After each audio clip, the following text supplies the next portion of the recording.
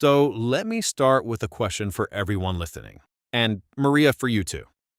What if at the end of it all, your single biggest regret isn't something you failed at? What if it's the thing you never even tried? The talent you let sit on the shelf? The ability you just let rust? That's that's a heavy way to start, Gabe, but it's real. It's the ghost of the person you could have been. And I think that's what we're here to talk about today on the Behavior Code. The psychology of wasting your own potential. Exactly, because it's a strange paradox, isn't it? We all know people, or maybe we are those people who are just brimming with talent.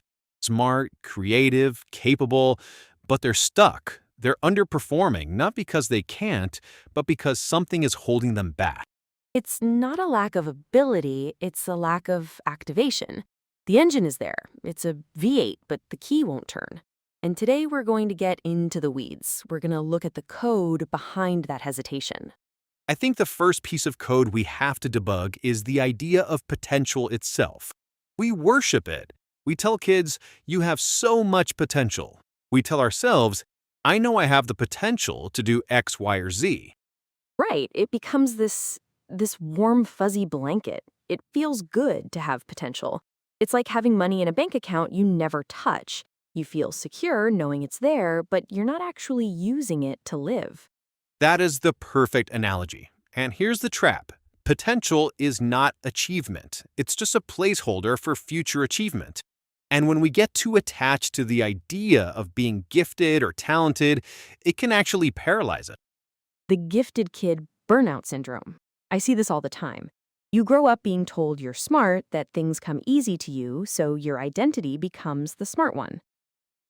And what happens when you face something that doesn't come easy? Something that requires effort, grinding, the possibility of looking not so smart? Your whole identity is strained. It feels safer to not try, to not engage with the difficult thing, than to try and fail, and in doing so, shatter that gifted label you've been carrying around your whole life. You protect the idea of your potential by never actually putting it to the test. It's a cage made of praise. You're so afraid of losing the title that you refuse to enter the ring. And this creates a really dangerous feedback loop because life will eventually get hard. No one coasts forever. And when the gifted person finally hits a wall, they don't have the tools to deal with it. They've never had to build the muscles of resilience, of persistence, of learning from failure. And that leads right into the next huge roadblock, which is the fear of judgment. It's not just our own judgment, but the perceived judgment of others. Absolutely. It's this deep, primal fear of being seen. Not just seen, but seen trying. There's a weird vulnerability in effort, isn't there? There is, because if you coast, if you don't really give it your all, and you fall short, you have a built in excuse. Oh, well, I barely even studied, or I just threw that together at the last minute. Right, you protect your ego. You can tell yourself and everyone else that if you had really tried, you would have succeeded. But what happens when you give it 100%? When you pour your heart and soul into something and it's still not good enough? That's the terrifying prospect. That's visible failure. There are no excuses then. You put your best self forward and the world said, nope, not interested. And the fear of that specific outcome is so powerful that for many people, it's easier to live with the quiet regret of not trying than it is to risk the loud shame of public failure. It's a calculation. The brain is trying to protect us from pain. The pain of embarrassment, of shame. It feels more immediate and more threatening than the long, slow, dull ache of unrealized potential. Speaking of the brain trying to protect us, I think we need to talk about comfort. We live in the most comfortable era of human history. Everything is designed to be frictionless, easy, on demand. Yeah, for sure. Instant gratification. And that has trained our brains, our neurochemistry, to expect a certain level of ease. We've developed an addiction to comfort, and real growth, real achievement, it's almost never comfortable. It's a battle of neurotransmitters, really. You have dopamine, which is the reward chemical. You scroll social media, you get a little hit. You eat a sugary snack, you get a hit. You watch another episode of a show, you get a hit. It's cheap, it's easy, and it's always available. And what's the alternative? The alternative is discipline. It's doing the hard thing, pushing through boredom, through frustration. That work doesn't give you an immediate dopamine hit. The reward is delayed. Sometimes it's weeks, months, or even years away. So our brain, which is wired for survival and energy conservation, looks at the two options. The easy dopamine now or the hard one satisfaction later. And it almost always screams, take the easy path. It takes a conscious, deliberate effort to override that instinct. Our modern world is basically a giant obstacle course designed to trip up our discipline. There's an elegant version of this comfort seeking. It dresses itself up as high standards. Yes, our old friend perfectionism. Exactly. People say, I'm not procrastinating, I'm just waiting for the right moment. Or, I can't release this yet, it's not perfect. It sounds so noble, right? Like you have this incredible commitment to quality. It's the most socially acceptable form of fear. Perfectionism isn't about creating perfect work. It's about a fear of producing imperfect work, because imperfect work can be judged, they can be criticized. It's procrastination in a tuxedo. It's the ultimate all or nothing mindset. If I can't write the greatest novel of all time, I won't write a single word. If I can't build a billion-dollar company, I won't even register the domain name. And of course, the conditions are never perfect, the moment's never quite right. The final product in your head is always this shimmering, flawless ideal that the messy, real-world version can never live up to. So you do nothing. You stay in the planning phase forever, researching, outlining, tweaking, because that feels productive, that feels safe. But you never actually ship. You never hit publish. You never put the thing out into the world to live or die on its own merits. The potential remains potential, intact and untested. And sometimes this avoidance gets even more active. It's not just about not starting, it's about actively creating chaos to give yourself an out. This is self-sabotage. Oh yeah, this one is insidious. It's when you unconsciously or semi-consciously create the very circumstances that will ensure your failure. Talk about that. What does that look like? It looks like staying out until 3 a.m. the night before a huge presentation.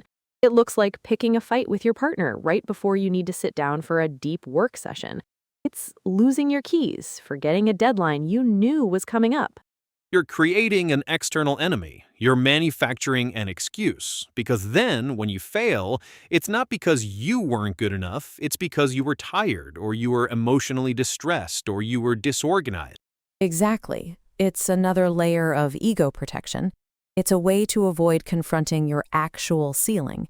If you always have a reason for why you're underperforming, you never have to find out what your true capabilities are. It's like a race car driver who's secretly terrified of finding out he's not the fastest. So before every race, he just subtly messes with his own engine, just a little. Right. So he can say, the car wasn't right today. He never has to face the possibility that even with a perfect car, he might not win.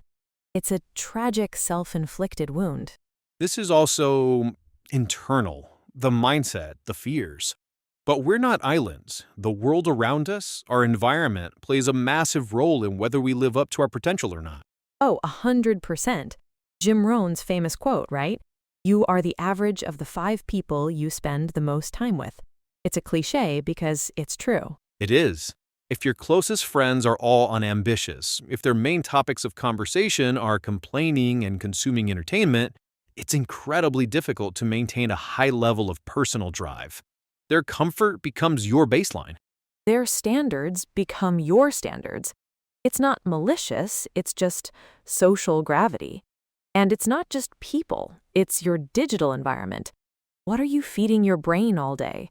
Is your phone a tool for learning and creation, or is it a slot machine for distraction and outrage?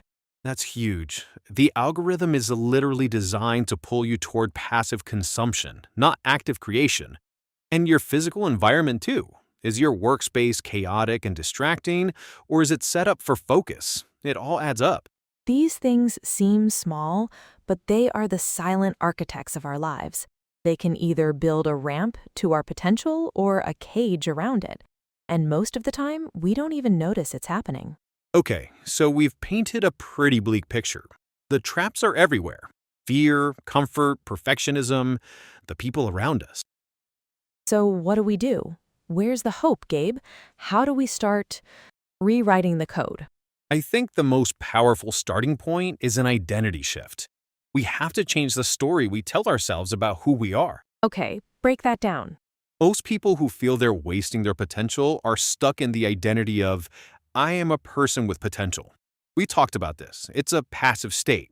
It's a description of a quality you possess. Right, like I am a person with brown hair. It just is. Exactly. The shift needs to be from that passive identity to an active one. The one I love from the writer James Clear is moving from I have potential to I am the type of person who keeps promises to myself. Ooh, I like that.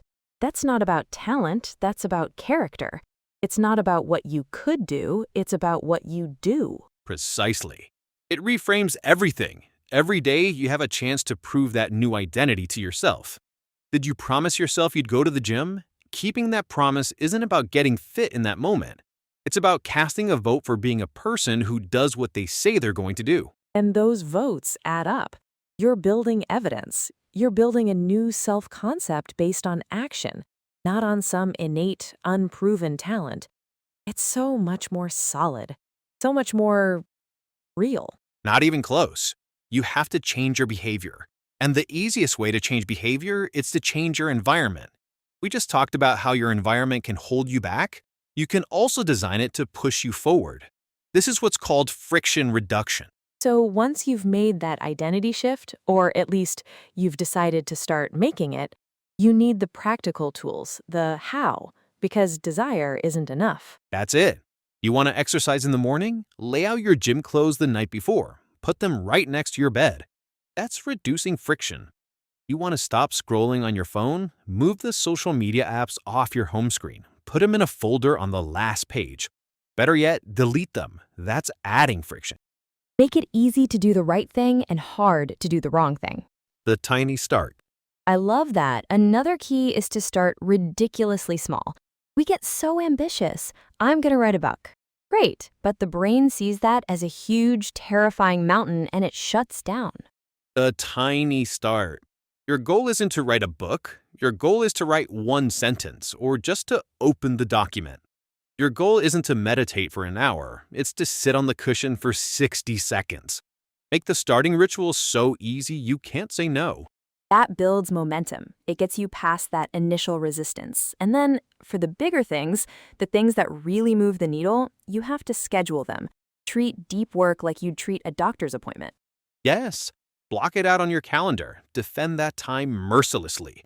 For 90 minutes from 9 to 10:30 on Tuesday, I am doing this one thing. No email, no phone, no distractions. That's how you actually make progress instead of just being busy. You know, all these strategies, friction, tiny starts, scheduling, they're fantastic for getting the ball rolling. But inevitably, you're going to hit a wall. And that wall is usually an emotion. Tell me about it. Boredom, frustration, anxiety, self-doubt. The feeling of, I don't want to do this right now.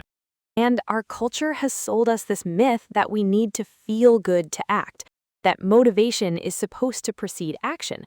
We wait to feel energetic before we work out. We wait to feel inspired before we write. And we wait forever because motivation is fickle. It's a fair weather friend. Discipline is what shows up when motivation calls in sick. That's the core of it. Emotional mastery isn't about not feeling bad emotions. It's not about getting rid of anxiety or boredom. It's about learning to act while feeling those things. It's about decoupling your actions from your feelings. It's learning to carry the anxiety with you to the gym. It's learning to sit with the boredom of the blank page and type a word anyway. You teach yourself through repetition that feelings are just suggestions, they're not command. Exactly. You notice the feeling. There's that feeling of dread about making this sales call. You acknowledge it, and then you pick up the phone anyway. That is a superpower. People who can do that are unstoppable. I think it helps to have some concrete examples, people who actually did this. For sure. There's a great story about a pro golfer. I think it was Well, let's just call him a pro golfer to be safe. He was incredibly talented, a natural, but he'd choke in major tournaments. The fear of judgment we talked about. Totally. So he started working with a sports psychologist, and the psychologist didn't work on his swing, he worked on his mindset. He got the golfer to stop focusing on winning and start focusing on a ridiculously simple pre-shot routine. The same exact steps every single time. Process. A process, something he could control. The wind, the crowd, the pressure, he couldn't control those. But he could control his routine, and by anchoring himself to that process, he detached from the outcome. He started performing under pressure not because he wasn't scared, but because he had a system that worked even when he was. He learned emotional mastery. I love that. And I think of creators, YouTubers or writers. So many of them have this idea for a masterpiece, but they're paralyzed by perfectionism. The ones who succeed are often the ones who just start shipping. There's a famous YouTuber who said his first 100 videos were terrible, unwatchable. But he made a promise to himself to publish one video a week no matter what. He didn't wait for inspiration, he didn't wait to be perfect, he just kept his promise to himself. The identity shift. Exactly. He became the guy who posts a video every week. And through that volume, through that relentless action, he got good. He found his voice, he built his audience. He didn't let the idea of his potential stop him from the process of getting better. Okay, so for everyone listening who feels this, who feels that gap between who they are and who they could be, we want to leave you with more than just ideas. We want to leave you with a challenge. A call to action, because listening to a podcast feels productive, but it's not the work. It's not the work. So here it is. We're calling it the 30-day No Excuses Challenge. It's very, very simple. Okay, I'm listening. For the next 30 days, you are going to make one hard promise to yourself each day, and you are going to keep it. Define hard promise. It has to be something you wouldn't otherwise do. It has to be slightly uncomfortable. It could be, I will write for 15 minutes, or I will go for a 10-minute walk, or I will make that phone call I've been dreading. The key is that it's small enough to be achievable, but big enough that your resistance kicks in. Exactly. And you do it. No excuses. You don't feel like it? Too bad. You're tired? Do it anyway. Something came up? Figure it out. For 30 days, you build the muscle of integrity with yourself. You build the identity of someone who keeps their promises. That's powerful. It's not about the outcome of the task, it's about the practice of keeping the promise. So, as we wrap up, I just want to return to that opening idea, the ghost of your unused potential. It's a scary thought, but it's also a motivating one. That feeling of regret, that ache, it's a signal. It's your deeper self telling you there's more in the tank. And potential is not like wine. It doesn't get better with age. It's more like a carton of milk. It has an expiration date. If you don't use it, you lose it. The skills atrophy, the ambition fades, the window of opportunity closes. So, the final piece of the code is this: start before you're ready. Don't wait for confidence. Confidence is a result of action, not a prerequisite for it. Take one small, imperfect step today. Make one hard promise and keep it. That's how you begin to close the gap. That's how you honor the potential you were given. You've been listening to The Behavior Code. I'm Maria. And I'm Gabriel. Until next time, go rewrite your code.